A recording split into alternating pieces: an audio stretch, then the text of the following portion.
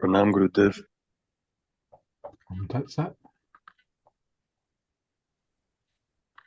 Gurudev. That's it.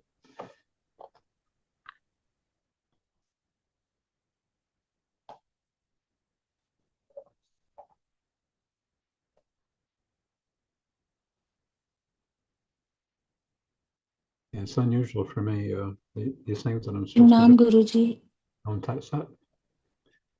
It's unusual for me not to get these things done that I'm supposed to do very quickly. But in the pain that I'm in and the lack of sleep, I find it hard to concentrate. My eyes start swirling. There's a light starts swirling in my eyes. I can't focus or see anything, even with glasses. And right now it's better. But most of the time I find it difficult to look at anything. So I usually just lie down and close my eyes.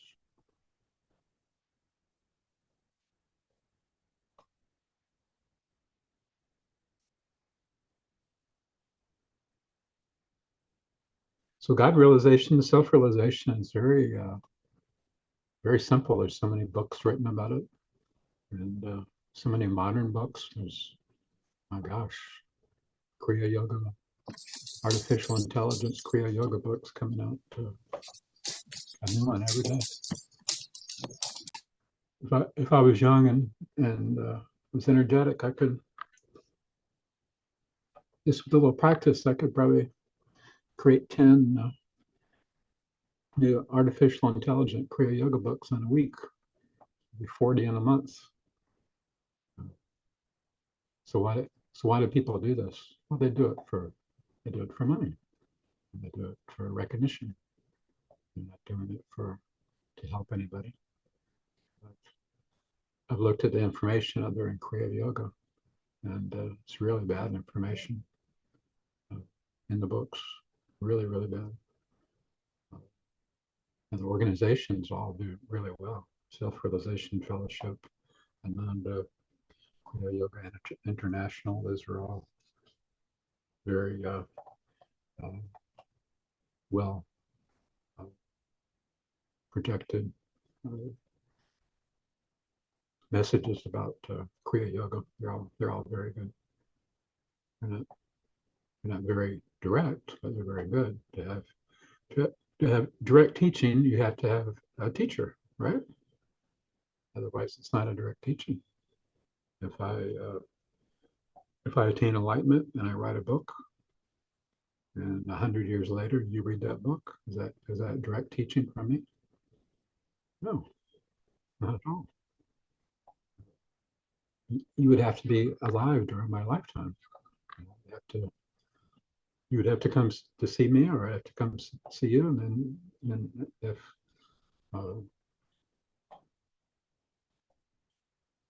you wanted to receive, and if I wanted to give, then I would give you direct teaching. That's direct teaching, plain and simple. It's like there's an argument in the United States: what is a man? What is a woman? Well, we know what a man is. We know what a woman is. What's so complicated about it? Well, the mind makes everything complicated. The mind is thinking of all different ways of dividing everything. So all the scriptures say that enlightenment teaching is from the Guru. Now there is the Guru Gita, which I really like, the Guru Gita. And if you can't,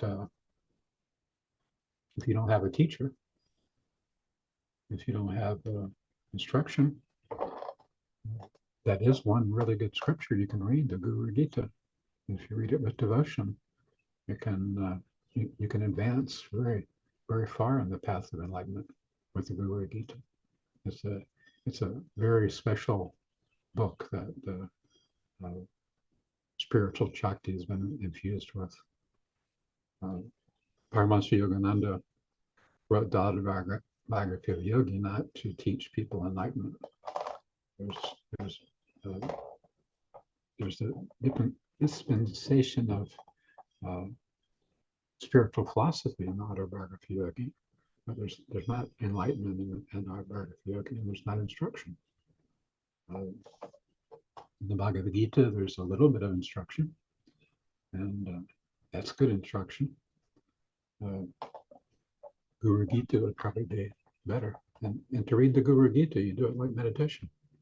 When you sit on the, you sit in your asana, and you read it like a meditation, like a mantra, very slowly. Each sutra. But we're not here to learn about the Guru Gita, where we specialize in the enlightenment of not direct knowing. You can be completely illiterate, not even know how to read, and you can have a speech impediment. You can have a hearing impediment. You can be handicapped in any way whatsoever, and you can receive direct knowledge from an enlightened guru. He doesn't even have to give you verbal instruction. Now this it is just a plain fact, and I know it. I've seen it. I've witnessed it. I've experienced it. Most people haven't. I don't know why. I seem to have been blessed with, since the age of 16, of living with Mahatmas and perfect masters. Gosh, for over 40 years. Well, no, yeah, 40 years. 40, not longer than that. I forget how old I am. 55 years. But that's very rare. I've read all the scriptures. I've told you that I have a huge collection of really authentic, excellent scriptures. I've read most all of them. And in Haldwani, we have a collection of scriptures that I think over 800. These are really direct, really good scriptures. And so I've read a lot of scriptures. I don't read scriptures now. But I was taught initiated into direct knowledge, the direct knowledge of Totapuri Maharaj, the Vedanta guru of Ramakrishna. So that lineage gives initiation similar to Kriya Yoga, but doesn't give Kriya Pranayama. But the other techniques are presented there. Soham instead of Hang Sa. Not Kriya Pranayama. Ketri Mudra is the first thing you're taught. Ketri Mudra, Soham, Jyoti Mudra, which is a light mudra, and Pravana Mudra, which is divine sound. And then you're initiated, you're shown the self. The guru himself doesn't show you yourself. You see yourself for yourself. That's the only way to see the self. You can't have somebody show it to you. It's as simple as, okay, I'm here, I'm looking, and let's pretend Sunny's my guru and ask him to see the self, and he holds up a picture of myself. That's not myself, it's a picture of myself. I want to know myself. In other words, I would have to have the knowing of myself inside. It would have to come from within me, because that's where it is. It's inside you. Not inside your body, but inside you. And when you experience what you are, then you understand that everything comes from the self, and that's yourself. And everything universally and in creation comes from Paramatma, your Atma, and from Paramatma. And Paramatma is inside you. So you could also say that it comes from you. But not from you, exactly from Paramatma, creating Atma, and then the divine light coming from Atma, Paramatma, and Atma, just like the scripture said it. And this is exactly what it is. It's very simple. Let's say you have 8 billion candles. Well, you can light every candle from just one candle. You can light, light, light, light, light, light, light, light. Where does the fire come from? The fire comes from the candle inside, the properties of the wick. It's already there. It's like the seed is already in the tree. So if you don't have enlightenment, if you don't have self-realization, it's difficult to teach it, isn't it? Because you don't know it. If you've read books, well, we'll take the lessons of Paramahansa Yogananda, which are very, very much misunderstood. You have to look at them in context. They were put together not by Paramahansa Yogananda. He actually had just a little bit of input. They were put together by another disciple of Sri Yukteswar Maharaj, who was a brother disciple of Yogananda. Om Tat Sat Gurudev. That's it. Who came to the United States and helped build Self-Realization Fellowship. And he wrote almost all of the Self-Realization Fellowship lessons, the ones that they would mail out every 2 weeks. You would get a different lesson every 2 weeks. And they had it organized so that you could authentically progress on the spiritual path towards self-realization. Not direct self-realization, but towards self-realization. And then in the lessons, and then Paramahansa Yogananda directly, he said, for self-realization, you would need initiation into Kriya Yoga practice. So you would have initiation. So where does initiation start? Well, in Kriya Yoga, it starts with Mahavatar Babaji. And Mahavatar Babaji initiated Lahiri Mahasaya. And Lahiri Mahasaya wanted to spread Kriya Yoga to those in the city that he lived in that hadn't taken sannyas, but they had jobs, they had children, they had families. He said, family life is a ideal setting for Kriya Yoga practice. It is. It's the best. So why should they be deprived of initiation? Why is it reserved only for those who take sannyas? And Paramahansa Yogananda, Mahavatar Babaji didn't like that idea. He wasn't for it. Does anybody else have trouble hearing me? I know my voice is usually soft. Is my voice difficult? I can hear you well, Guruji. It's what? You can hear me? I can, yes. Well, I can get a little closer. All good. I can hear too. I'll get a little closer. It'll help. I can hear you, Gurudev. Okay. Usually, What's that? usually sometimes I also use headphones. It becomes very good with headphones. And sometimes, with headphones it's much better. I think it comes sometimes like that. You can lose some words. So I use headphones for that. But probably maybe if you have a mic, a collar mic or something, do you have it? I've got several mics. I have some good headphones too that have the mic built in. The real quality. Sarath gave them to me. They're Bose headset with microphone. I mostly use them when I travel, like in an airplane. I don't like the thing over my head. Just you moving closer is better sound already. But Yeah. I know when I use headphones so that I don't miss any word. I've got a real quality microphone just right in front of me.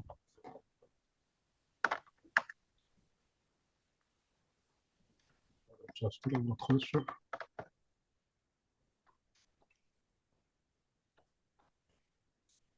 So in learning something, it's always good to learn the background. In other words, where is it originating from? What is its genesis? And this comes especially with spiritual knowledge. You want to know where did this start?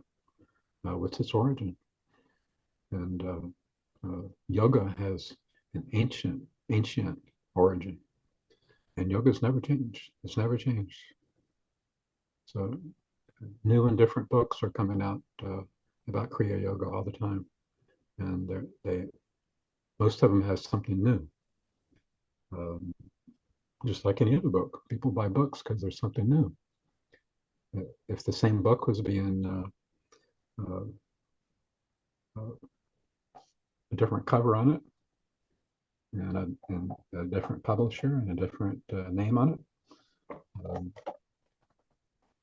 but that contents was the same, you would discover it pretty quickly. There's a lot of autobiographies of yogi that are being copied by other people, and then they put a different cover on it, and they don't get the name Paramahansa Yogivah on the cover, and there's quite a few of those out there. And then there's lots of commentaries on the Gita.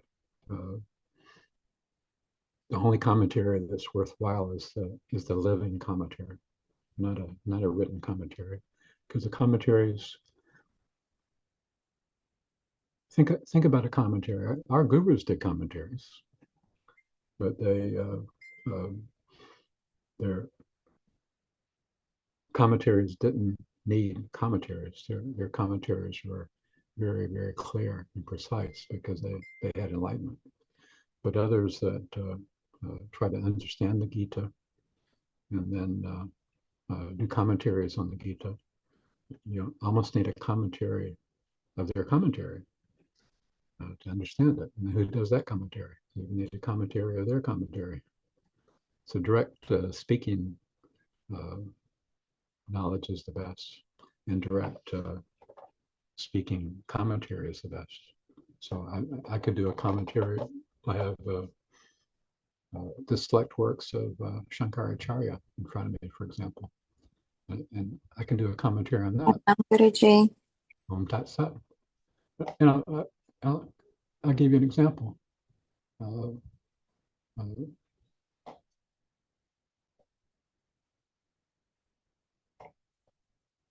Oh goddess, one should cover kusha or durva grass with a white blanket. And then, oh goddess, he should recite the Guru Gita with one mind. So in this meditation, your meditation is the Guru Gita. So you sit and on your kusha grass, which insulates you from the magnetic downpour of the earth and other electrical currents. And then you read the Guru Gita like a mantra slowly. And it's written in the form of a mantra. And you read it quietly, but you mostly read it with a concentrated mind. And a concentrated mind it means that you give it your full attention. So you could just come across the Guru Gita, and you can read that the Guru Gita is for enlightenment, and it is. But you wouldn't know how to use the Guru Gita. It tells you how to use the Guru Gita, but you would have to understand that, how to actually do it. And most people don't understand simple things that are new, simple tasks that are new, like how to, like I'm supposed to connect with others on Instagram. Well, I've never done it before. So for me, it's how do I do it? I'll have to, because the computer stuff is new to me. How do I do it? Well, if I had Lucretius here with me, he would show me how to do it. Do it like this and this and this and that. Otherwise, I'm gonna have to figure out how to do it, which will take me much longer. I'll probably make a mistake and I'll have to start over. So why would that be any different with spiritual knowledge? Of course, Paramahansa Yogivah had a guru. He went to his guru almost daily for 10 years. His living guru, Lahir Messiah, had the company of Mahavatara Babaji, not just for one lifetime, but for continuous lifetimes. So think of how long continuous lifetimes are. That's direct communication between Lahir Messiah and Babaji.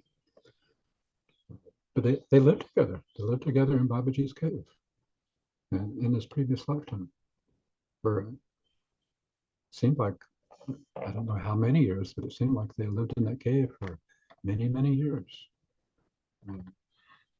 So it's ancient, and it's the way that God has made creation. Is you learn from teachers directly. Even my dog Zip, he when he was young, he learned from other dogs. And with all the puppies that I've taken care of, there's been over 180 from little puppies. I've raised them until they're old enough to be adopted, which is usually about 8 weeks or so. I watch how they learn. They learn from each other, but they mostly learn from an older dog. So I always have 2 or 3 older dogs with the puppies all the time. So the big dogs live with the little dogs, and the big dogs teach the little dogs. And how do the little dogs learn? Do they learn from reading books? They learn by taking lessons? Well, you said no, Guruji.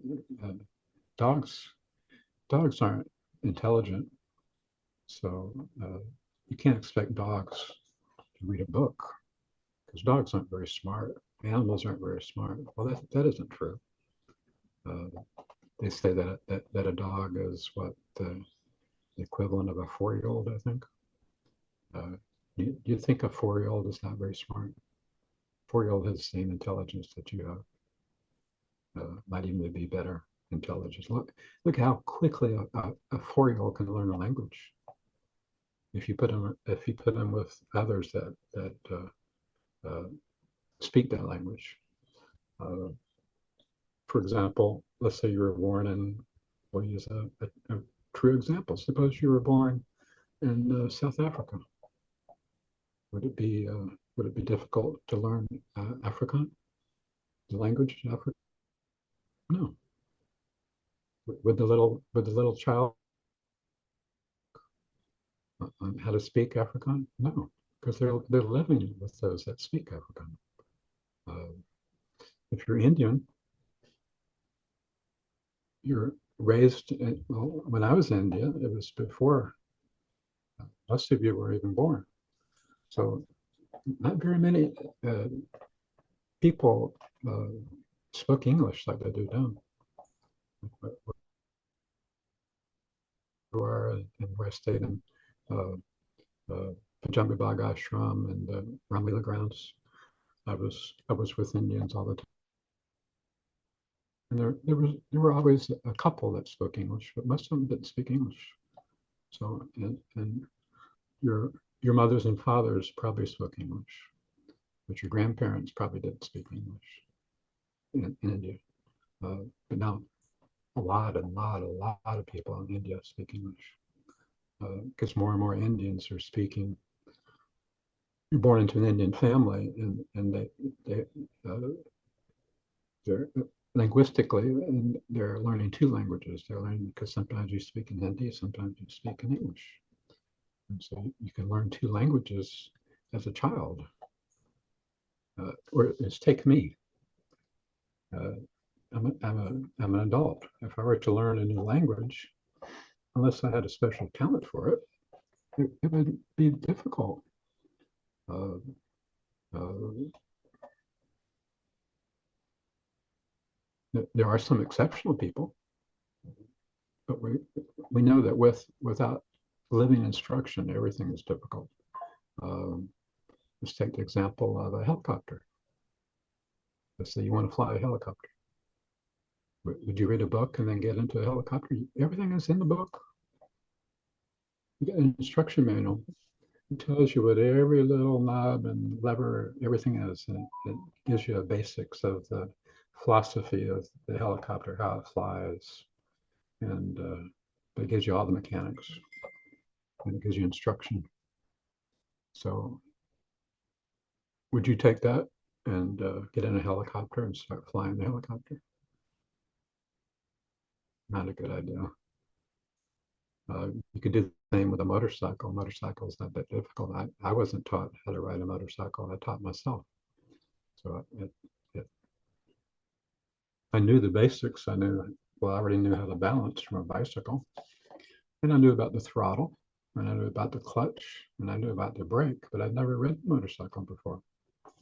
So somebody gave me a motorcycle. I was living up in the mountains. I really wanted to ride it, but I didn't know how. He just gave it to me. He didn't teach me how to ride it. So I sat on it, and I knew what to do. So I just rode a little bit, like 20 feet, just to get the feel for it. And it was kind of sketchy, really. And then I rode like 100 yards, and I almost wrecked. I increased the length to a quarter of a mile, but I was up in the mountains with lots of windy, very, very windy roads. But after about a week, I was riding the motorcycle all through the mountains and felt really, really competent at doing it. So some things we can learn ourselves, but many things beneficial to us were need to be taught. Self-realization needs to be taught. You say, well, Ramana Maharishi, nobody taught him. Nanda Mayama, nobody taught him. Paramahansa Ramakrishna, nobody taught him. Well, are you Ananda Mayama? Are you Ramana Maharishi? No, you're not, are you? So yeah, that applies for them, but does it apply for you? Does it mean that because Ramana Maharishi did it, does it mean that you should be able to do it? And what kind of person would have such a thought? I never had such a thought about self-realization. I knew that self-realization would be extremely unlikely. And so I sought out those who had self-realization. And I traveled to the other side of the world to do it. So, and I was young. I was 16, going on, approaching 17. And I told my parents, I'm not going to my graduation. And fortunately, I was at a very liberal school where they kind of similar to Yogananda's college. They graduated me even though my scores were real bad because I rarely went to class. And but I had no intention of going to college. I told my father, I don't care. I'm not interested in earning money. I'm not interested in the future. I just want to know God. So obviously, American parents aren't going to agree with that. Indian parents won't agree with that. So I left and went halfway around the world to learn what you can learn through Skype, through Zoom, through a video service. Because this is direct teaching. Just because it's through Zoom some say, well, that's not direct teaching. You have to be in the magic of the guru's aura. It's not the magic of the guru's aura. It's the same power that you have. The power that a guru has is the exact same power that's within you. The guru doesn't have any more power than you have. Maybe an enlightened guru uses a little bit more power because the powers that are innate with every single living soul, they have access to some of them that you have that you just don't, that how to use it. So they have different powers in that respect. But every single living person has the potential for self-realization, just like a candle has the potential, has everything that's needed, all the properties to be lit by another candle. Ramakrishna, talking about this, talking to Narendra, who was Swami Vivekananda, he said, pick up that book. There's a book about agriculture. There's like a farmer's almanac that gives weather forecasts for the year. And primarily the weather forecast, growing crop is your primary interest is the rain. If you don't have rain, your crops aren't going to grow. So rain is most important. So you read the almanac for the rain. And then he said to Narendra, take it like a towel and wring it. How many drops of water do you get from that? Meaning that it talks about, it forecasts the rain, but there's no rain in it. So anything that you read, what it's talking about is not inside the book. If it was inside the book, I would eat the book, wouldn't you? Just cut it up in pieces and chew it up if it's inside the book. So can you progress spiritually without a guru? Absolutely you can. You can progress very, very well. You can have an extremely good life, progressing spiritually. But it's going to be a progression according to your abilities, according to your intensity of wanting to know, according to your intensity of practicing the universal principles of being a good person, meaning no harm to others, no harm to animals, no harm to birds, no harm to insects, ahimsa, no harm to anything.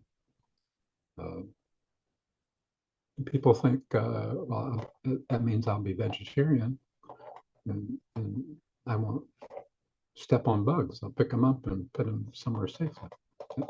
That's what I do. I saved 3 or 4 bugs just this morning. I've been awake since 11:30 last night. So at night, some bugs get into this room, and I can't stand for a bug to die. It's really horrible for me. So I carefully picked them up and I put them outside. I put them outside the window. I went to take a shower yesterday. There was a new kind of bug. It's a beautiful little bug, a yellow bug with yellow wings. And it's a type of bug that fly fishermen would use. And I got in the shower. I was ready to turn on the shower, and then I saw the bug was in the shower. So I immediately turned off the shower because I knew the water would drown the bug. And I carefully just picked him up by the wings. And I got out of the shower, even though I was wet. I took him to the window and I put him out a little hole in the screen in the window. I couldn't harm. Now that's the ahimsa. Ahimsa means there's no harm here. There's no harm in your heart. There's no harm in your living, in your thought. That's the ahimsa. It isn't the physical no harm. That's okay. But we all kill all the time. So we can't live without killing. Every one of us kills something in it with that intention. So it's the intention that is bad. It's the anger, jealousy, all those sorts of things. That's ahimsa. How would you know that unless you have someone explaining that to you? That could be explained in a book, but you wouldn't have gotten that personal example that I just gave you in the shower, would you? But when I give examples, they're like similar to a parable. In other words, it's a little story about morality. If you have an example that you can comprehend, that you can duplicate yourself, then you can duplicate it in your mind, and then you can understand it. In other words, the words that I use, the thoughts that I use, you duplicate it in your mind, and then you can understand it. So a guru talking to you, you'll get better understanding. Now, also, if you have a question, and I can give a commentary on that stanza from Shankaracharya. One should cover kusha grass or durva grass with white blanket. And what he means is a white blanket that's made out of primarily silk. Silk would be the best, but you can't go into every single detail. In something like the Guru Gita. The Guru Gita is about the guru. It's not about the grass and the silk. So you get the kusha grass and you cover it with white silk, and then you should recite the Guru Gita. The Guru Gita is a little book, and I have a copy right over here. And I would say that you could attain self-realization by practicing the Guru Gita as a mantra with intensity, but you would have to be inherently born with strong spiritual karma, meaning sattva karma. Ramana Maharishi, why did he become self-enlightened? Because of his previous life. He was enlightened in his previous life, and so he was born here for the benefit of others. And as Krishna says in the Bhagavad Gita, whatever consciousness of spiritual consciousness you have in this life, you take that with you in the next life. If you build wealth of gold in this life, you can't take that into your next life. So that's why all the scriptures from the Orient, for example, a big part of the scripture is speaking to you about the waste of time of putting your efforts into materialism. That purifying your heart and purifying your mind, you take that with you after you die. Whatever you work for materially, you can't take any of it with you. None. Zero. It's all left behind because it's all of the earth. You can't take that which is attained on the earth with you other than spiritual attainment and the good karma, the sattva karma that comes with it. Now, just a little side note about karma. In India, we're taught the true meaning of karma from childhood. And in the West, we have a real poor understanding of karma. And then Westerners are teach you about karma, but they don't understand karma. The child in India has a better understanding. So what karma means is that whatever you do, you're making a habit of it. So when they say if you're doing bad things will come to you. It doesn't mean that you steal a bracelet from somebody, and in your next life, it means somebody's going to steal a bracelet from you. No, actually, that would be a good thing. That would lessen your karma, but make it more. What it means is that you're going to be more likely, very likely, to steal in your next life. And if you build up a habit of it, if you graduated in depth of stealing, you become a stealer. In other words, that would be your thought, that would be your heart. That would become what you are. Whatever you repeat over and over and over, you become that. Because you do that by action, and you think that by mind. Anything you do by action and think by mind becomes very hard karma. It's difficult, very difficult to remove. So Kriya Yoga practice that has to come from a guru. It has to come from an enlightened guru or an agent of that guru. Meaning Paramahansa Yogananda could tell another, you've had my initiation, you've meditated, you have good understanding. You're not a guru, you're my disciple, but I want you to initiate this person. So that works because it has the authorization of the guru, meaning it's not an authorization that you use with an autopen. Okay, because you have blonde hair and blue eyes, you can give, you're authorized to give Kriya Yoga. No, it means you have the spiritual understanding.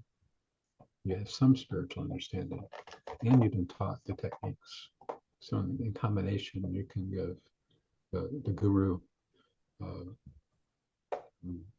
sees that you're capable of giving a good initiation. The best initiation. I mean, that's very good. I'm not saying that's bad, but there is good, better, best. And the best would be from the guru himself directly. But even that's not good enough for everybody. Many people were directly initiated with Paramahansa Yogananda, and they left. They stopped practicing, and they left it entirely after he left his body. Even when he was in his body, many of them, you don't hear the stories because nobody wants to tell negative stories. I don't like telling negative stories, even though I have to in order to give you examples.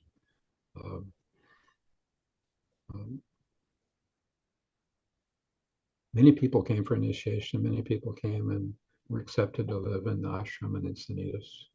And many of those that were with Yogananda left the ashram because they became, as they got older, many of them were young.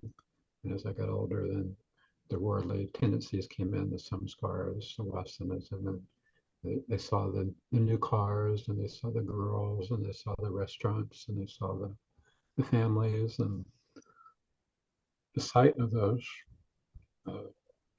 germinated, brought forth the energy of their subconscious tendencies. And I said, well, I want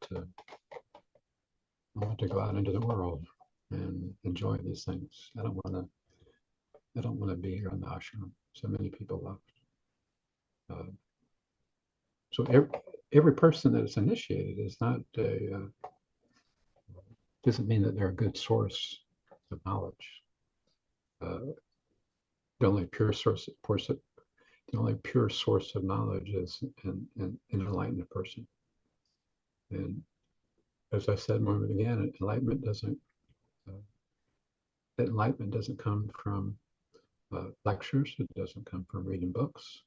It doesn't come from a Kriya Yoga university.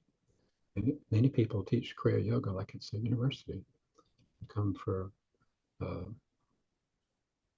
and live in the ashram for 6 weeks. You're initiated, and you do the meditation, and then you graduate, and you get your certificate, teacher certificate, like schools. Well, there are spiritual schools. I mean, that is a spiritual school because it teaches you certain disciplines, and it teaches you to think spiritually and not to think materially. Because for 6 weeks, you're only having primarily spiritual thoughts because you're in that environment. So that's good. It's not bad, but there's good, there's better, and there's best. So the best, the enlightenment happens within you. It's not by external action that you do. So Kriya Yoga is progressive. It does include physical actions. That's one reason why it's so very good, because we're physical people. We're not spiritual people. It's true we're spiritual people in a human body experiencing the material experience for a while. That's a popular saying. But you take the materialism with you after you die. You don't take the object of materialism, but you take the desire and the thought with you, invisible with you, and into the astral world, and then back into the physical world. Most likely, everybody doesn't come back. You don't have to be liberated to not come back to the world, but many people do because they very much want to continue to have physical experience, physical pleasure. So Kriya Yoga starts with your body because you're good and competent at doing physical things. And then it starts with the mind.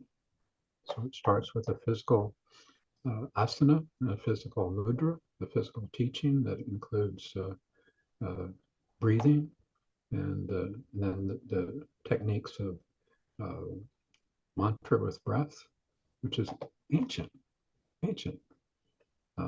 Soham and Hamsa are ancient. They've been around for thousands and thousands and thousands of years. In many enlightenment traditions that aren't Kriya Yoga. So that wasn't started by Babaji. That was way, way before Babaji. But that's included in Kriya Yoga practice, just as Mahamudra is also ancient. It's a physical practice. And Jyoti Mudra is also a physical practice.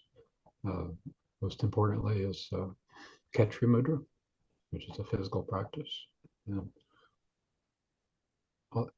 all of those are taught in Hatha Yoga, by the way.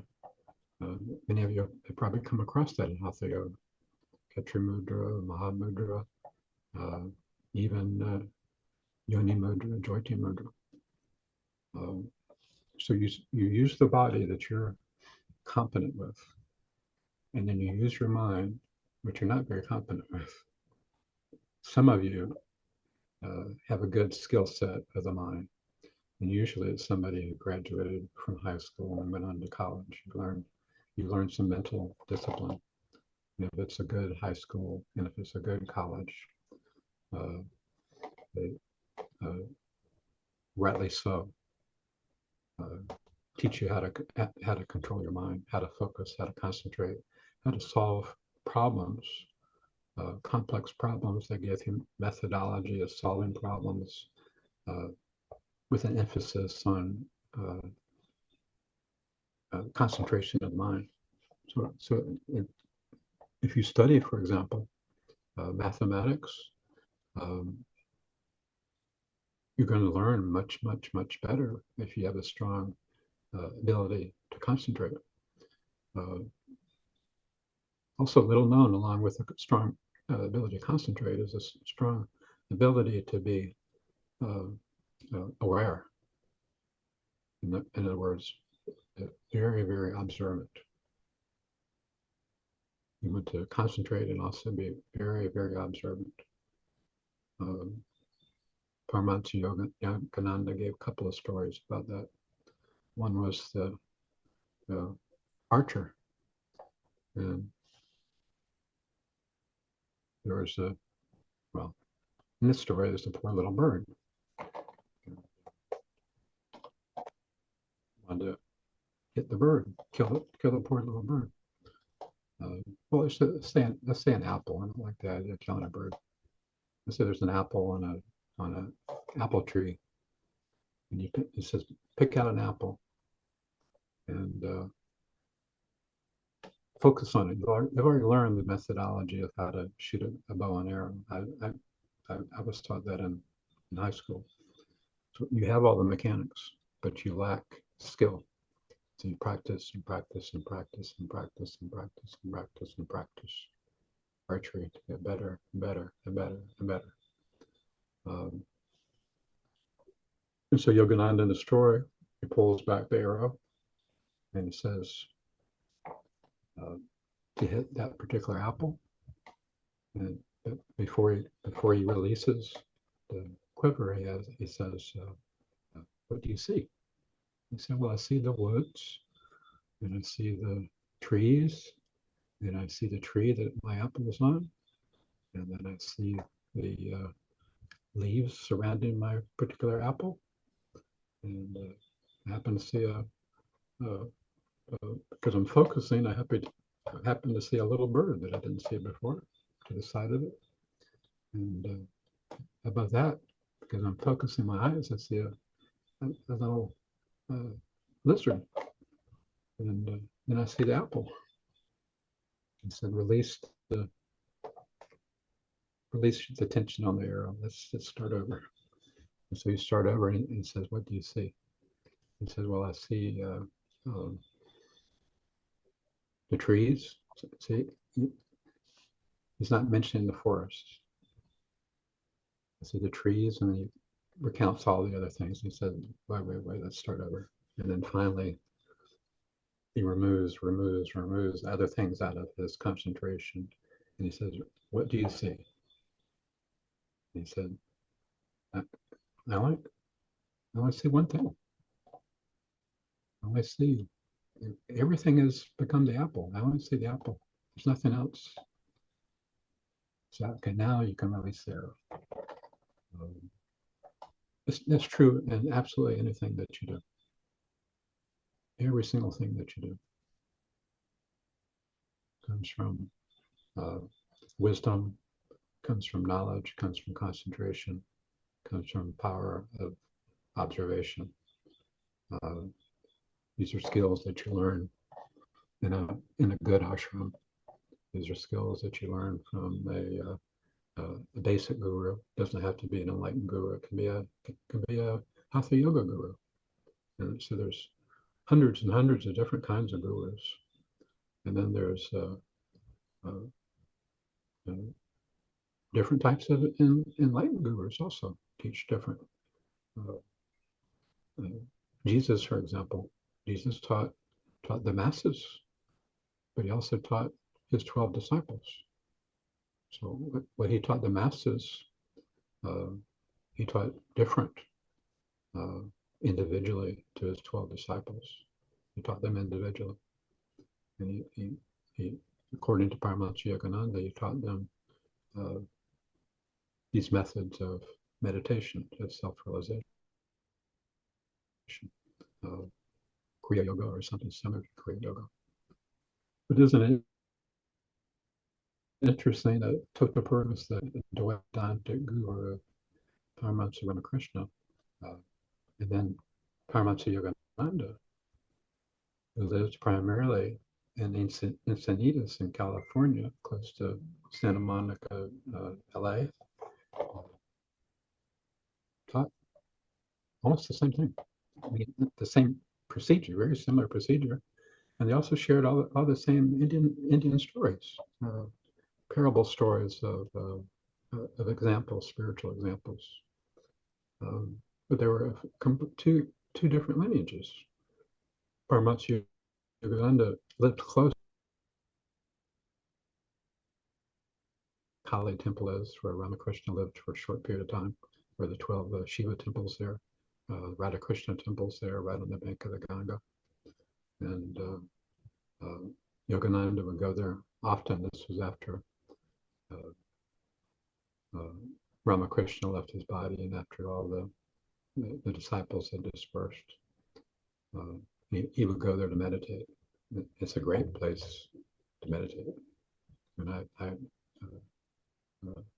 went there with Archana and another disciple and went there and meditated in the Kali temple and went through all 12 of the Shiva temples, went to the Radha Krishna temple, and we especially enjoyed time inside Ramakrishna's bedroom where he would sleep and where he would give satsang. And that's what Yogananda also did. But he taught in the lineage of Kriya Yoga, of Lahiri Mahasaya and Mahavatar Babaji. You learned from Sri Yukteswar. It's an Enlightenment tradition of a very similar teaching for the purpose of self-realization and God realization. Dr. Puri taught for God realization, not self-realization. Most of his disciples had to be qualified. I mean, they had to have already had some good advancement. So they had to have had self-realization or something close to self-realization before he would teach them. So I also initiate in the lineage of Dr. Puri. So depending on somebody, depending on their karma, on their samskaras and their tendencies, I might initiate them in knowledge of Dr. Puri, or I might initiate them into the self-realization of Mahavatar Babaji. Yogananda primarily spoke of self-realization because that's the first attainment. Okay, let's get back on topic. I was talking about the lessons many minutes ago. So Yogananda, being in America, sponsored the lessons. The other disciple of Sri Yukteswar, who came to America with Yogananda, actually wrote the bulk of the lessons. And the idea was every 2 weeks, to those that are interested, we'll send the lessons to their house. It's a fantastic idea. It's coming direct from the guru, direct from the guru's organization. So fantastic idea. So that is to be really, really applauded. I mean, very creative idea. The idea, let's say if you were to copyright the intellectual property of that idea, Yogananda wouldn't have been able to copyright it because it wasn't his original idea. It was quite common back in the 1920s, going back probably earlier, but in the 20s, the 30s, and the 40s, to do that same thing. Very similar thing with learning other things besides spiritual meditation, spiritual realization. In other words, it was done with bodybuilding. Charles Atlas, who was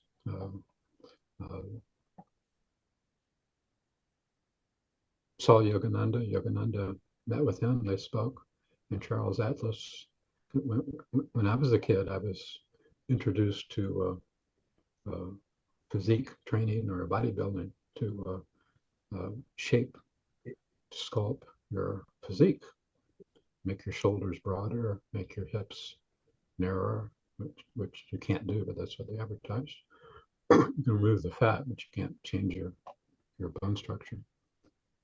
Make the waist smaller and have some good muscular shape to the biceps, triceps, deltoids, stratus, the legs, including the calves, and a lot of gymnasts increased the beauty of their physique, and so that was done through calisthenics and some muscular exercises, using the body for resistance. And then Charles Atlas came out with what he called dynamic tension. And dynamic tension, he couldn't ship back then, you couldn't ship a barbell set to anybody that applied. Okay, well, I'm going to send you a pair of dumbbells. It costs a lot of money just in shipping. So what can people do in their home that's similar? That gives resistance training. So isometrics. And isometrics, they work. Isometrics mean I take this hand and I push with this hand. Or do like this and push. What does it do? You feel it right here in your pectorals, your upper pectorals primarily. You can feel the pectoral muscles squeezing together, and the triceps and the frontal deltoids. So if you're to do that, squeeze, release, squeeze, release, squeeze, release. Do that 12 times. It's definitely going to build shape. It's definitely going to build muscle. So he developed that for every muscle in the body. And he did it as a lesson that you receive in the mail. Complete, total lesson. He didn't do it in a graduated form. They were 2 weeks. The whole lesson was included. It didn't need to be done every 2 weeks. There wasn't that much to learn. So from what I understand, Charles Atlas came up with that idea. Now, it's interesting that Yogananda came up with the energization exercises, which are almost the same thing as what Charles Atlas was teaching. But he used it. He taught the students. The Americans, the Western culture, they're unfamiliar with meditation. They're unfamiliar with this philosophy, and they're unfamiliar with yoga asanas. So what can they do to develop their mental concentration into feeling their body? Kriya Yoga is integrating physical body with the mind. Because the physical body is very much integrated with the mind. So if you understand that, if you do these exercises, you have practical experience of it, and so that helps you along the spiritual path greatly, because you're able to feel the energy inside your body. You're able to control the energy inside your body. And Kriya Pranayama is what? Pranayama. What is pranayama? Apparently nobody knows what pranayama is. They think it has to do with their breath. Well, it's called prana yama. And some people think that prana is your thought. Well, sure, it's the thought. You could say, well, let's compare the crawling of a little beetle. It's making movement. It's going forward, and then compare that to a rocket. Well, a little beetle can be compared to the rocket, but I think when they speak of rockets, they use a little beetle as an example, even though they're doing the same thing, going forward. But he was teaching those in the West, a progressive program where they could start with the very, very basics, use their body and use their mind for concentration and visualization. So Kriya Pranayama is actually controlling prana, the movement of prana in your Sushumna. It's bringing the prana up, the Sushumna, to the medulla oblongata, into the agana, and the sahasrara, and then back down to the Muladhara, to the base of the spine, and you revolve it that way. That's Kriya Pranayama. Of course, in initiation, you're taught how to actually do it. Now, breath is used in instruction, but some that have material consciousness but they don't have spiritual consciousness. They're well, I want to teach. I want to be a teacher. I'm surprised at how many people want to be a teacher.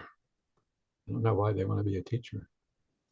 But many people want to be a teacher, a spiritual teacher. I've never, ever wanted to be a spiritual teacher, never even had the thought. So, well, I'm just going to jump ahead of the class. I'm just going to, I'm a student, but I'm going to go ahead and start teaching at the same time. And you can do that. Most people, if you go to learn something, then you come home and you want to tell your family about it. And maybe your brother or sister or father or mother would be interested in it too. And then you could tell them what you learned in school. You could start them on a program or whatever it is. Let's say in your school you're taking music lessons, which is what I did in my school. They actually taught music lessons. I hope they do that now. So we would learn every single instrument that was in the band, from the flute to the clarinet to the trombone to the every single instrument, drums, every single thing. We were taught that throughout all the years that we were there. So I think I was taught first with the flute and then graduated to the clarinet. And the really nice thing about my school is you got to take the instruments home with you, which is fantastic. Everybody loved that. I mean, you get to take a clarinet home with you, and knowing that it's something fascinating. You're taught how to play it in school, and so then you go home and practice. And of course, your parents are subject to the terrible sounds that you're making, but there's a little bit of music in there. But your mother might be, God, that's really interesting. Can you show me how to do it? Can you see the son, your daughter playing the clarinet, and the mother just wants to try it. Can you show me how? Of course, you can show, but you're not a sophisticated master of an instrument. You can still show them how to play it. That does advance the knowledge of dispensation of music. And you find that all throughout the patterns of life. Just look at nature. You'll learn a lot spiritually if you look at nature. But to really become a master of the clarinet, well, let's use a piano as an example. Not that many people play the clarinet. You would want to learn graduated, but to become a master, you would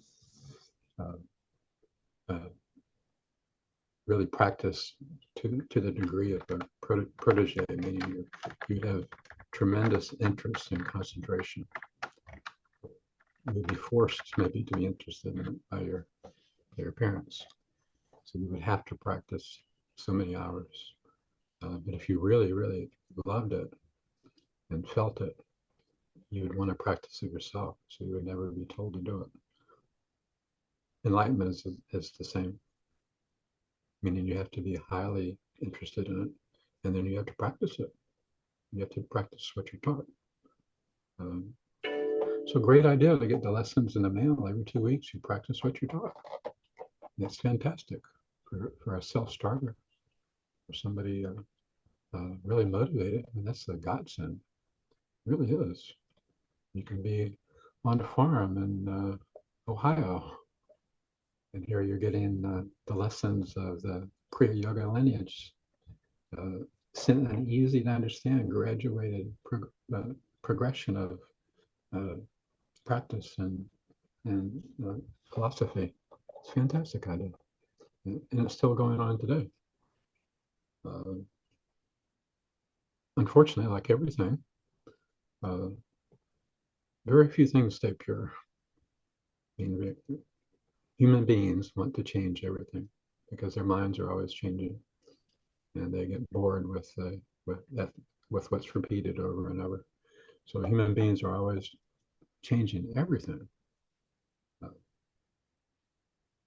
spiritual temples of India, for example, that we go to, they just can't help themselves. They do additions to the temples. They put new things in the temples, and so and it very rarely is it good. I'm trying to think of any good additions I've seen. They're usually horrendous. So with the Kriya Yoga lessons as well, there's been subtractions and additions. Not additions by Yogananda or the other disciple of Sri Aktaswara, but additions by editors in self-realization. And because it's an organization, it's very rare is it direct communication. They have programs that people can come to. They have Sunday services that people can come to, but it's very rarely is it one person teaching another person. A monk of self-realization in a room just with another person teaching them, or with a small group. There is some of that, but it's not the common way. So it's implied that the subtractions from the lessons and the additions to the lessons by the editorial staff is inspired by Yogananda. Okay, well, I can be truly inspired by a lot of things. I won't go into it because I don't want to offend anybody who's Catholic, but I just use it as an example because I don't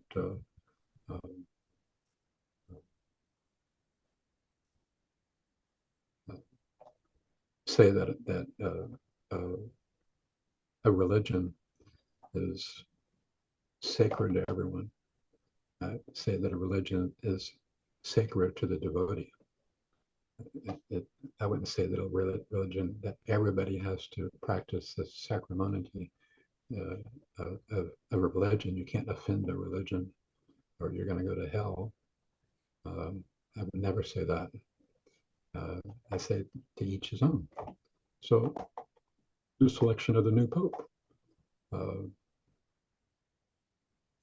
I've heard the things that he said, which is basically about Jesus, the teachings of Jesus, and it's just not good at all. It's just not right. It's not true. It's been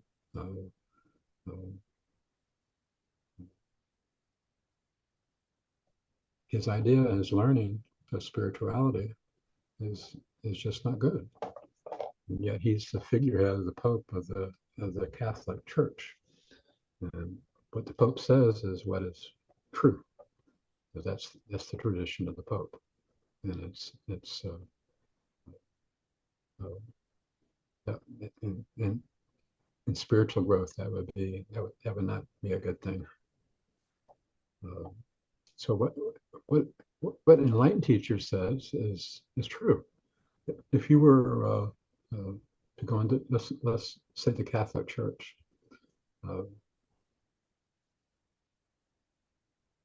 let's say Jesus was the Pope. I would listen to the Pope because my inclination is spiritual. I want to do and be and think spiritually and purely.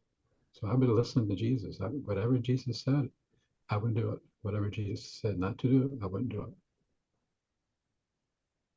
I have that complete, absolute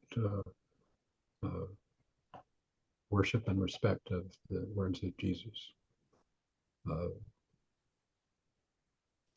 But to be told that through some magical force that the lineage of popes is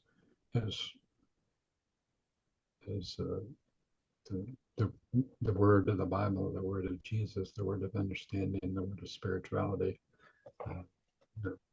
not so much. Just like anything else. So there's many ways of learning spirituality, but there's only one best way, and that's from a guru, an enlightened guru. There's many, many, many different types of gurus. Um, I had a really good friend who became very advanced spiritually. His first guru was a sitar guru. So he was a master of the sitar. And my friend was very, very good with the sitar. Everywhere he went, he had the sitar. And he referred to his sitar teacher as Guruji, and he was revered as a guru of playing the sitar. And so there's different gurus of different philosophies. There's different gurus of different meditation systems, and also enlightenment traditions. It would be similar to. Now this isn't a perfect example. It's just the one that comes to mind because I'm seeing them around. I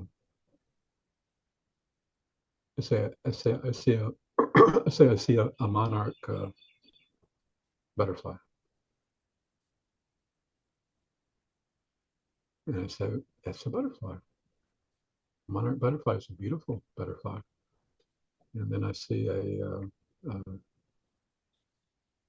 dragon tail butterfly, and we all take for granted that they're both butterflies.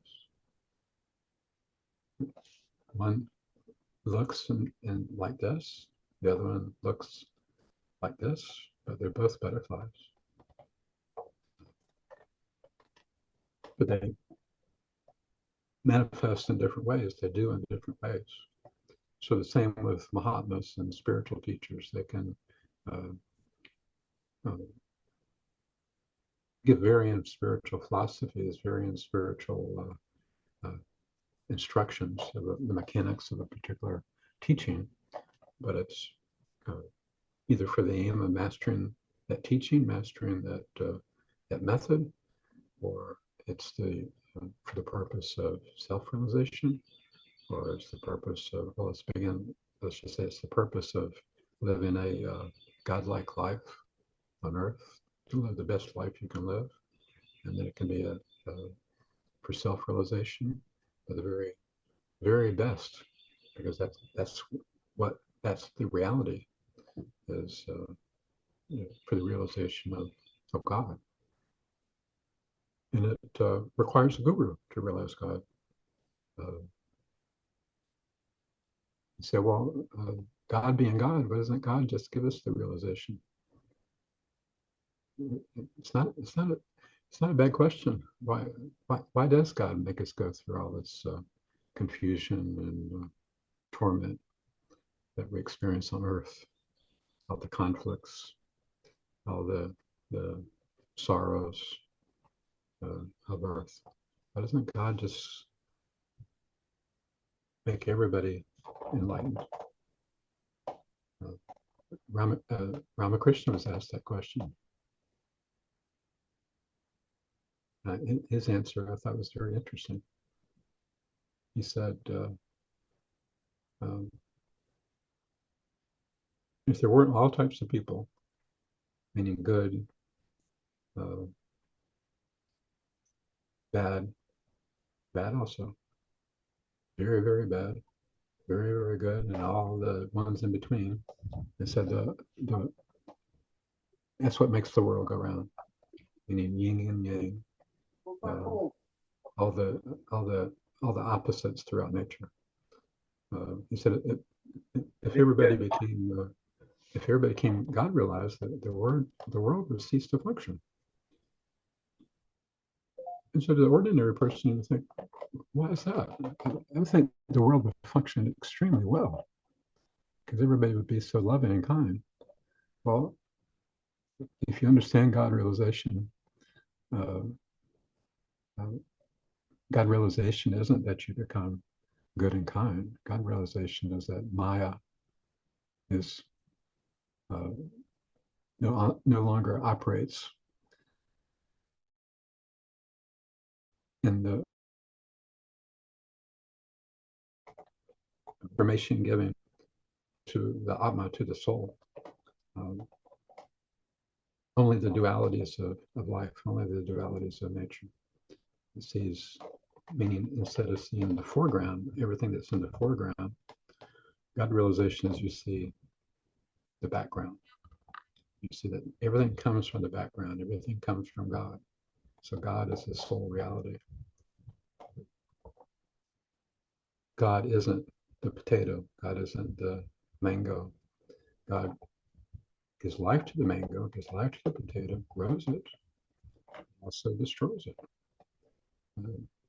It's born for germination, pollination, all the different processes of life, and then it lives life. And then life is that form, and that life form is destroyed all throughout nature. We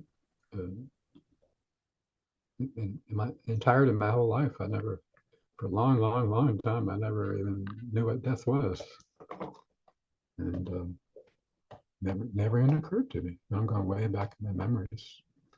So it was many years until I even thought of death. Father of one of my friends died, and it's like, what is death? What is that? I'd seen it on television and cowboy shows, but I thought that was just acting. I didn't know that there was really a thing, death, meaning I hadn't actually experienced it. And that's another example. Anything you read about it doesn't have the impact of experience. So we can see death on TV or see it, read it in a book. It doesn't have the impact that death has on you when you experience it. Meaning when you have a loved one that dies or someone close to you that dies, it really impacts you powerfully.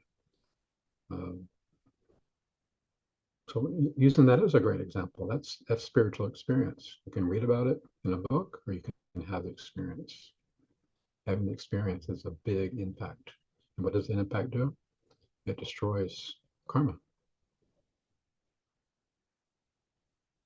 So I have many people coming to me, and they said they've been told to think of God in everyone. Think of God in my mother, think of God in my father, think of God in my teacher, think of God in my friends, think of God in humanity. And think of God in the person who hates me. Think of God as the person who's hurting me. Think that God is within the person that's making my life miserable. And I'm having a real trouble with that. I can't think of God in that.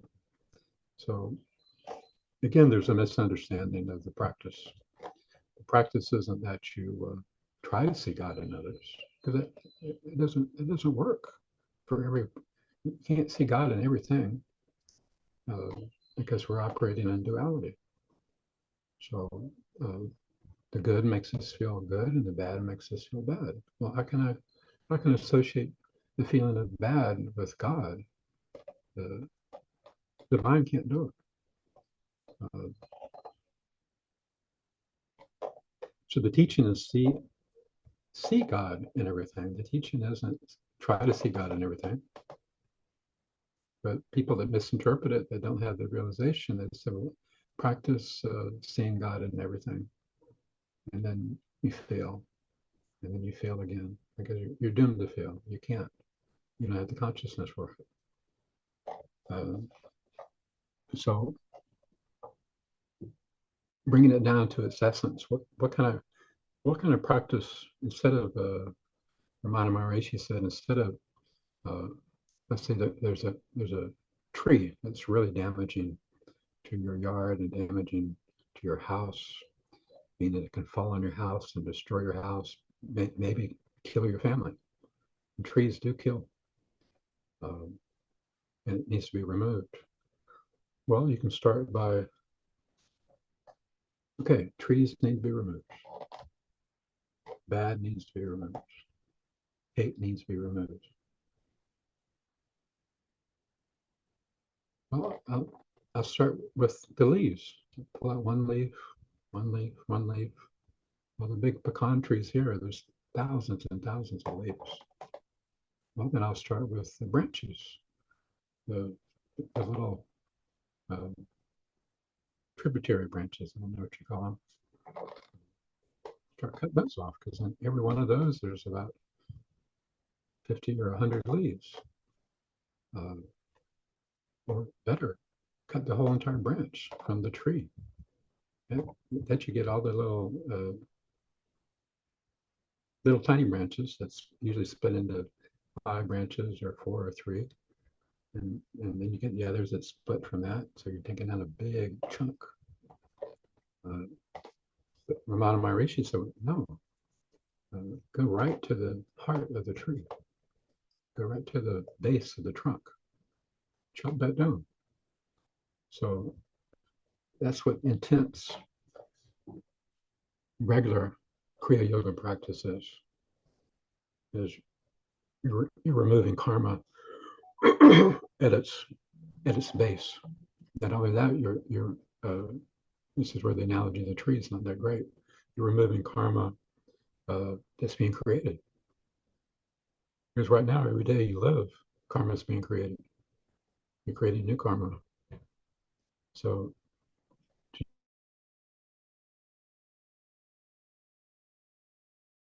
karma, and to prevent any new karma, old karma, but new karma was being created, it wouldn't be so great. Stop creating new karma and destroy large amounts of old karma. And then when all the karma is removed, all the vasanas are removed, what's left? Well, there's no impurities left. Everything is pure. And when everything is pure, everything is God. Because you're pure. So you're not removed.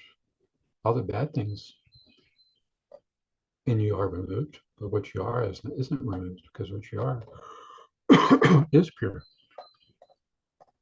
So all your purities are removed. And Nandamaya Ma would say that I always prayed for, not for good things to happen, not for bad things to be removed. She had difficult things in her life, but I pray for purity. Similar to Prahlad, I'd rather be your devotee. I'd rather have devotion to you, my guru, God. I'd rather live in hell and have devotion for you than to live in heaven without devotion.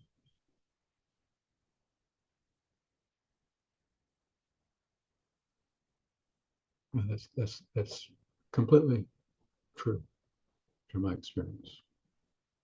It's the one sole thing that gives you bliss.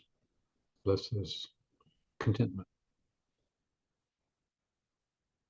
I've known a lot of very, very wealthy people, and you would think that they would be very happy.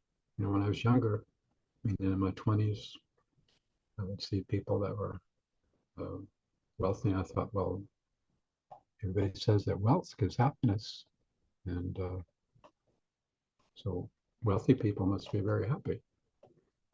And then I started living with wealthy people, and they seem to be the most restless, very, very restless, very discontent. They would, well, we'll just use Hermes bags, for example.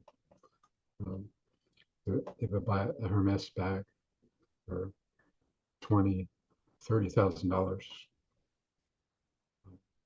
You think you would be very happy. They get it home, they admire it, and then not too long after that, they're no longer thinking about the Hermes bag that they have. They're thinking about all the other ones that they don't have. And they had the means to purchase it. So it makes the thought even stronger. It makes the restlessness even more. Well, I have the ability, I have the means of buying 2 Hermes bags. And then they get a collection of 10 or 20, 30, even $50,000 a piece. they're still not content. And they said, well, I want to get the one that nobody can get. I'm going to have some exclusive Hermes bag that's no longer in production. It was made in a limited number. I want to get that. And so they search and search, and they do some trading and with additional money and other things, and they get that exclusive Hermes bag. It doesn't stop there. I use that example of the yacht. It was made for 700 million. 700 million doesn't seem like very much now, but when I was told the story, it seemed like a lot. 700 million for a yacht. And he had it built for him. It was all custom. And it took a few years to build it. And then he took out into the ocean and did some yachting in his beautiful, luxurious house on the water. He had a helicopter pad, had swimming pools, like everything. Gourmet chef's kitchens, dining rooms, bedrooms, a palace on the ocean. He had it for about 3 months and then sold it. So everything in the world is like that. Now, it isn't just about possessing things, meaning not ownership of things. It's also seeing, developing ideas. To see something from writing an idea on a napkin at a restaurant to seeing it made, and then seeing it go into production, and then seeing it made on a large scale for the improvement of humanity, like trains. Or somebody had to have thought of the idea of a train. And trains were developed long time ago. Somebody had to come up with the idea of the wheel to make life better. Trains to make life better. Well, trains also made it easier to go. I'm using the United States as an example. Made it easier and faster to go away from the cities in the east out into the west, into the Midwest, where the buffaloes were. And they would have open rail cars where hunters by the dozens, and I saw the pictures of it, and the buffalo by the thousands, and they would take their guns and they would just shoot them dead, every single one of them, as many as I could. They just shoot them dead, just for the pleasure of the thrill of it. And so they were brought there on the train. If the train hadn't have been developed, that never would have happened. So everything's develop, and eventually go to Mars, colonate Mars. That's not going to be enough. And we're going to have to go to the next planet and looking for a habitable planet that sustains life. Continue and continue and continue. The problem is it's infinite. And they'll go on forever, trying to attain something that's elusive. Everything in the world is elusive, not just the ownership, but also the bringing ideas to development in the world. And they can be for great reasons, but Swami Vivekananda, of course, he lived in a century before us, but after he'd done all the work, and during the end of the work, he was saying, I just want to go to the Himalayas and live in this little town and just live in a simple little house with my dirt floor and cultivate a garden and meditate on God and read books of God and have a few animals and a garden, enjoy the flowers, enjoy the produce, enjoy the sun, enjoy the weather, and enjoy my living in the world and worship of God. So that's what I want. Yogananda said the exact same thing, but he didn't. I don't think he said about growing a vegetable garden, but he wanted to be in nature in the Himalayas and just wander about in the Himalayas. A lot of the saints love to do that. Mahatmas love to just wander in the Himalayas. I like to wander in the Himalayas. Nothing more pleasurable. You meet. You're in the setting of sacred, beautiful nature, and you're also meeting yogis and Mahatmas and gurus, and those that aspire to be also. Those are practitioners of different enlightenment traditions in the midst of nature. I had that when I lived in the Hardware. My little dwelling had a dirt floor.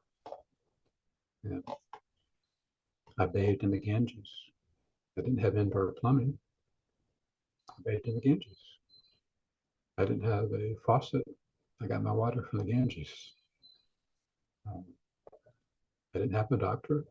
I was healthy. And I exercised every day by walking along the Ganges and doing simple chores.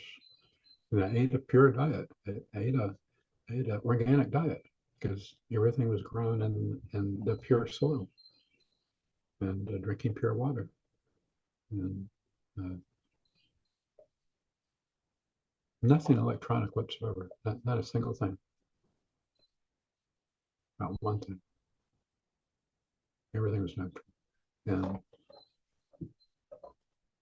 did I feel like, I have to, there's beautiful ashrams here. I want to build a beautiful ashram. How can I raise the money? And what property should I buy? And how should I design the building? And I say I did that. I built an ashram and it flourished. And so, I want to build another ashram and another ashram and another ashram. It's the same thing.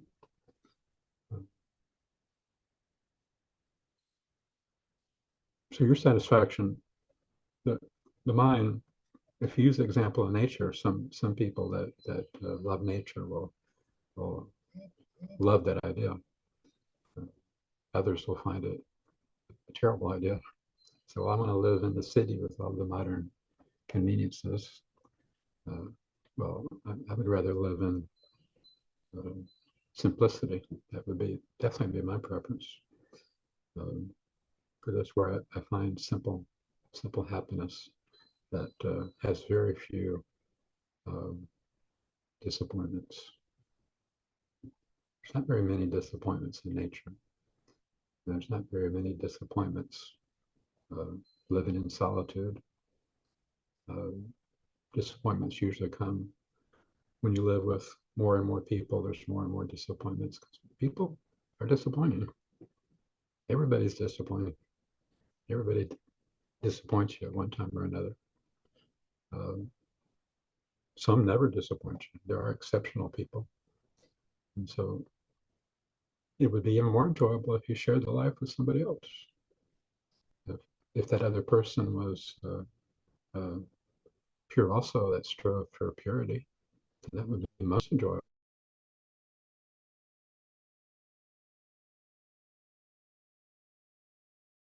Was pure rather than living just alone.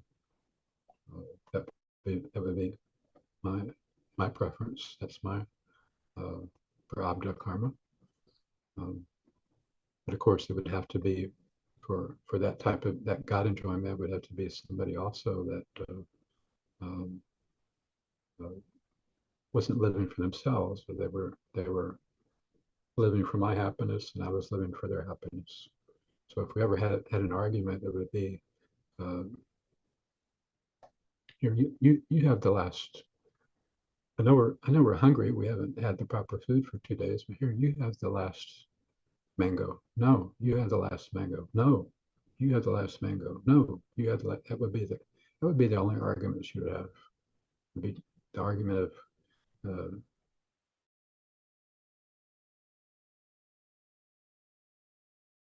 that's the proper argument to have.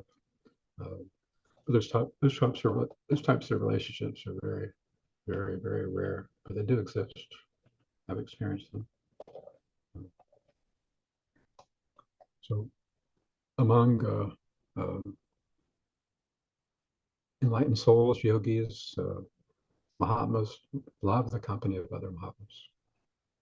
Absolutely love it. Yogananda loved and enjoyed it, incredibly so. And sought it out throughout his whole life. He was always wanting to meet new yogis, new sadhus.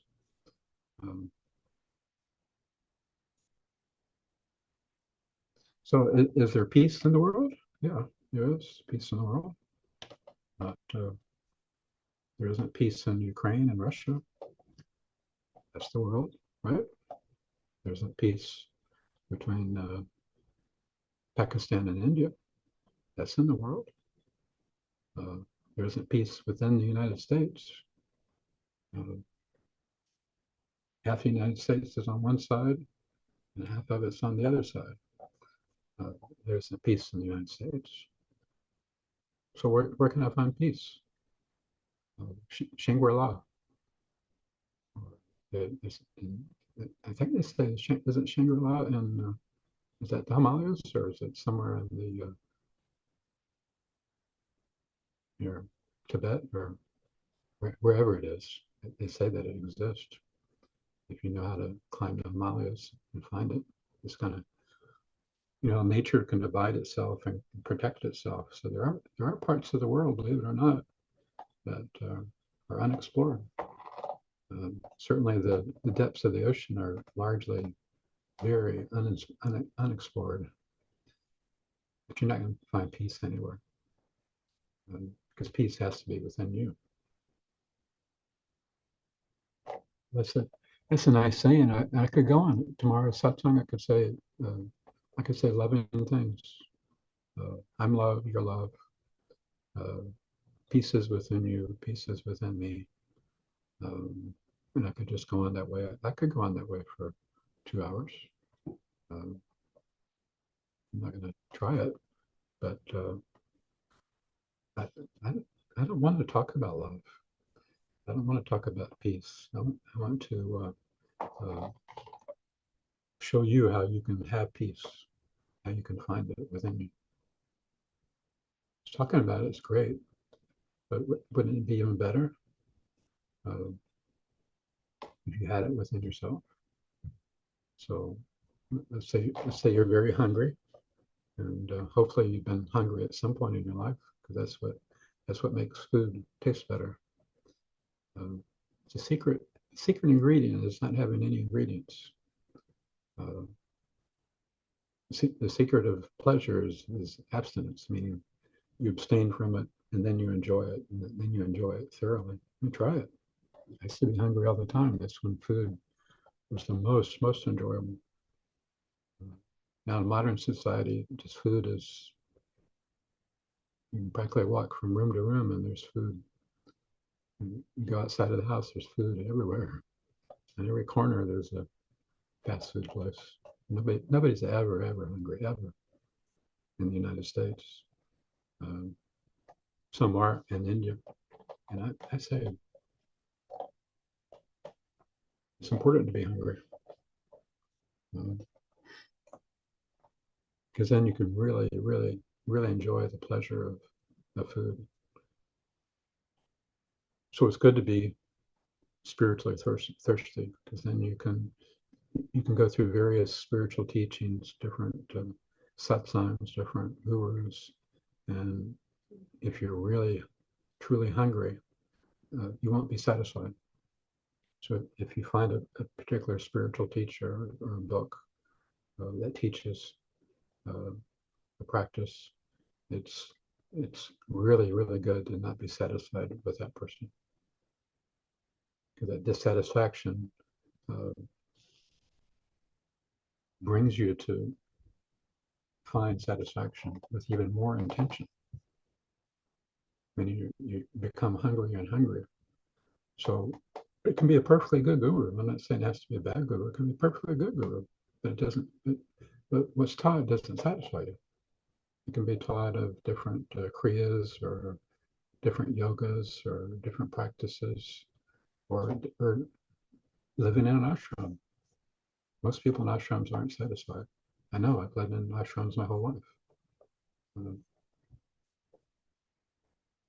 Hardly anybody's satisfied in ashrams except the ones I lived in India. Fortunately, they were good ashrams with enlightened yogis, Mahatmas. Even in ashram, you won't find peace. That peace is still within you. So the enlightened gurus want you to have peace. They want you to have the food. They want you to have your ability to access communion with God. And so they teach God communion, how to commune with God. And in the Vedas and the Upanishads and the Gitas, they teach you how to commune with God. That's what they're about. How to, it might be a philosophy that says, meditate on the self every day. Never miss a day. Meditate on the self every day. And I would read that in the Upanishads, and my thought was, well, how do I do that? I understand that. I understand the philosophy, but now, how do I find the self to meditate on? You can't meditate on the self. So who teaches that? Does anybody know who teaches that? To actually meditate on the self? And teach all kinds of meditations, all kinds of techniques. Techniques aren't meditation on the self. Practicing Kriya Pranayama is a meditation on the self. It's not meditation on the self. It's a practice you do to learn how to relax your body and increase your concentration. But it isn't meditation on the self.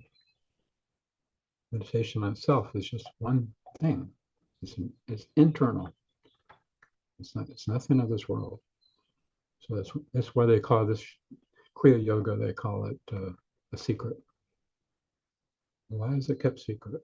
And some say, well, it shouldn't be secret. Secrets aren't good. Secrets should be out in the open. Meaning, Kriya Yoga is a series of techniques and practices. So they shouldn't be secret. Those have never been secret.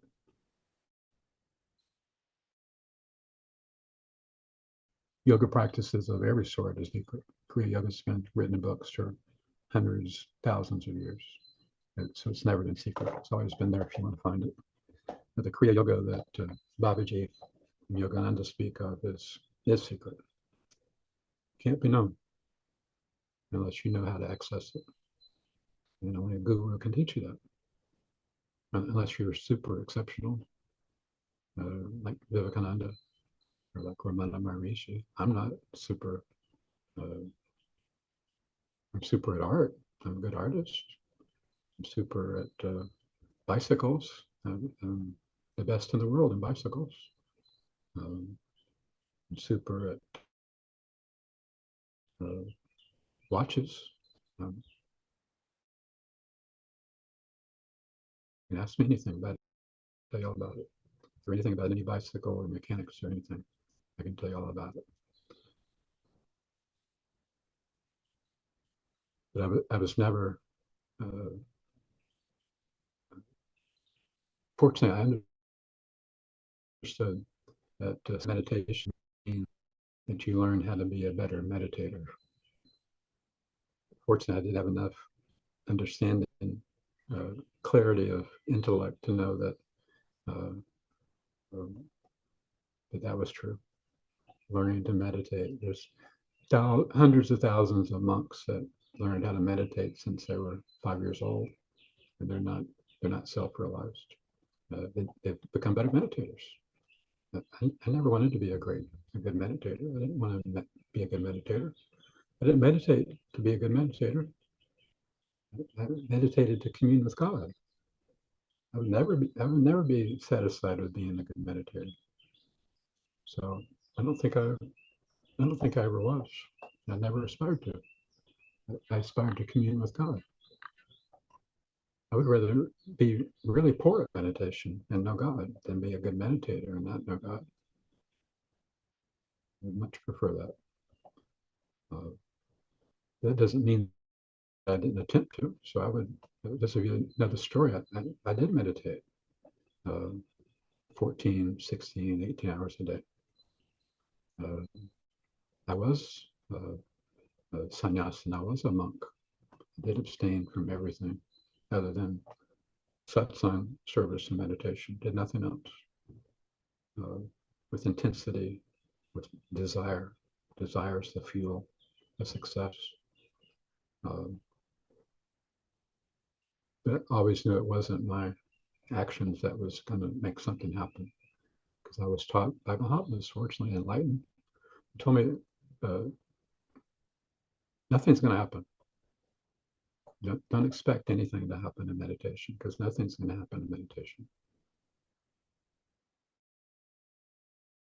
Whereas the enlightened will teach you to experience something incredible, something that's going to happen that's going to be incredible. And so you meditate for year after year, decade after decade, expecting something to happen in meditation that's incredible, and nothing ever does. You might have had a couple of episodes that were really, really nice. Maybe you had a psychic vision. There's nothing incredible about psychic visions. I had psychic visions every day. I look at trees and birds every day too. They're not. I would prefer to sit outside with a little bird and have a psychic vision. It's about communion with God, knowing God and communion with God. It's about love. It's about what we're meant to do, what we're born to do, what God designed us to do. God designed this body to be in love. Every single connection of the nervous system, the brain, the spine, the toes, the nose to smell, the ears to hear, the eyes to see, the skin to feel, the heart to feel deeper, the mind to yearn and aspire. It's all designed for God. Look at the example of the gopis. They understood that they were Krishna's devotees, Krishna's lovers. And that's what all of us are. That's your true self. You can't ever become that because you're already that. You wouldn't even know how to start to become that. But there are gurus that are substantial, meaning they've taught for a long time, and they have huge followings in India, especially. I know gurus that have hundreds and hundreds of thousands of disciples, and they teach a way of practice. Not God realization, but a way of practice. And through that practice, bringing heaven to earth.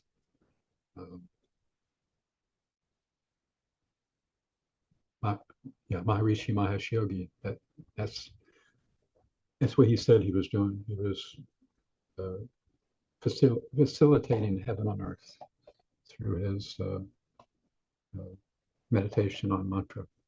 He taught mantra practice because his idea was that if everybody had peace in their minds, then it would be a beautiful earth. And that's what he said. I'm here to do that on earth. I understand he had that desire, but that's not my desire. And I don't care to bring heaven to earth at all. It's never even taught that to aspire for heavenly earth. Heavenly earth exists right now. I can be in New Delhi on a gurney in Gangaram, going in for a major operation in a hospital environment, and I can have heaven on earth. It doesn't matter about your outer conditions. It matters look at Hanuman, where he rips his chest apart, and inside is Rama. It means inside me is Rama, because I'm for Rama. I do for Rama. I think of Rama. Only thing I talk about is Rama. Only thing I see is Rama. Everything relates to Rama. There's been beautiful paintings that depict the gopis, and every little leaf is Krishna. Every little caterpillar is Krishna. Every little bird is Krishna. Crocodile is Krishna, the form of a crocodile. The tiger is Krishna, in the form of a tiger. Everything was Krishna. That's what they. If you read the Gospel of Ramakrishna, they have beautiful stories. There was one, a yogini, they called her Gopalama, and she was devoted to baby Krishna. And she kept a little image of Krishna everywhere she went. A little bag that she hung around her shoulder. And she would worship that image of Krishna, worshiping Krishna in the image. And then she had the vision of little baby Krishna. And Ramakrishna said it was true. When she was, Krishna, as a baby, took form. Because Ramakrishna said he also saw the little baby and saw the interactions between them. He saw it himself with his two physical eyes. And she lived for that little baby and took care of him. And protected him, fed him, clothed him. And if he ate too much, she was miserable because she caused his stomachache. Or she kept him out in the sun too long. She was miserable because of the cause of Krishna suffering from sunburn. That was her consciousness. Okay, is that time? 2 hours went by. And then I'll see everybody call Meningi. TK. Thank you, Gurudev. Thank you, Katam Gurudev. Thank you, Gurudev. Thank you. Chalagat. Abut Pya Katahum. Thank you, Guruji. Tomorrow we'll try to talk with gracious, okay? Thank you, Guruji. Thank you, Guruji. Yeah. Good night, Guruji. Thank you, Guruji. Om Tat Sat. Om Tat Sat.